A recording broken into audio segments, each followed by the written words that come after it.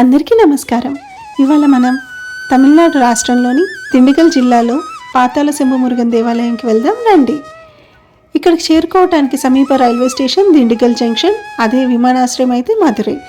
మనం ప్రయాణ మార్గం ఎలా అంటే దిండిగల్ నుంచి బస్ ప్రయాణం అయినా చేయొచ్చు, లేదా క్యాబ్ ద్వారా అయినా ఆలయానికి చేరుకోవచ్చు. మనమైతే ఇప్పుడు ఆలయం దగ్గరికి వచ్చేసామండి. లోపలికి వెళ్ళి స్వామివారిని దర్శించుకుందాం రండి.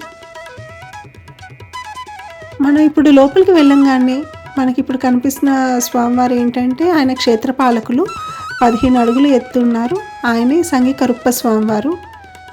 ఈ ఆలయం పేరు వెనుకున్న కథ, ఓ దివ్యశక్తి భూమిలో దాగుందని నమ్మకం. ఆ శక్తి స్వయంగా మురుగన్ స్వామిగా భక్తులకు దర్శనమిస్తారని చెబుతారు. పాతాళ అంటే భూమి లోతు, శంభు అంటే పవిత్ర పాత్ర.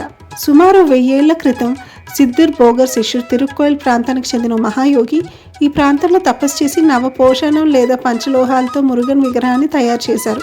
ఈ విగ్రహం శరీరానికి శక్తిని, మనసుకు శాంతిని ప్రసాదిస్తుంది.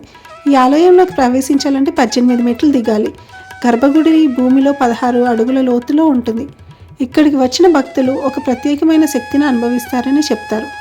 ఇక్కడ విశేషాలు ఏంటంటే కరుంగలిమాల స్వామివారి పాదాల వద్ద 41 రోజుల నుంచి అభిషేకించి భక్తులకు ఇవ్వబడుతుంది.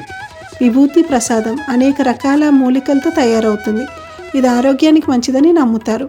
ఈ ఆలయం కేవలం ఒక దేవాలయం కాదు, ఇది భూమిలో దాగి ఉన్న దివ్యశక్తి, సిద్ధుల తపస్సు ఫలితం మరియు భక్తుల విశ్వాసానికి నిలువెత్తు నిదర్శనం.